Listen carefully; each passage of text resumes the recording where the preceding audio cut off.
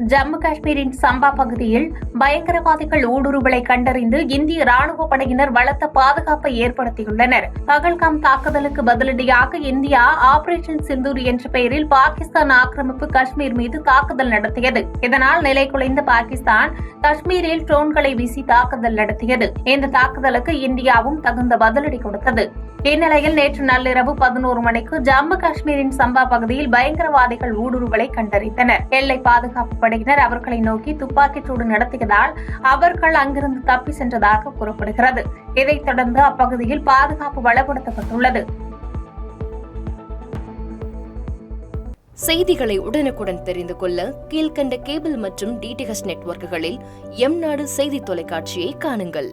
பாதகம் செய்பவரை கண்டால் நாம் பயம் கொள்ளலாகாது பாப்பா. மோதி மிதித்துவிடு பாப்பா, அவர் முகத்தில் உமிழ்ந்துவிடு பாப்பா. அண்மை செய்திகளை உடனுக்குடன் தெரிந்து கொள்ள இணைந்திருங்கள் எம்நாடு தொலைக்காட்சியுடன்.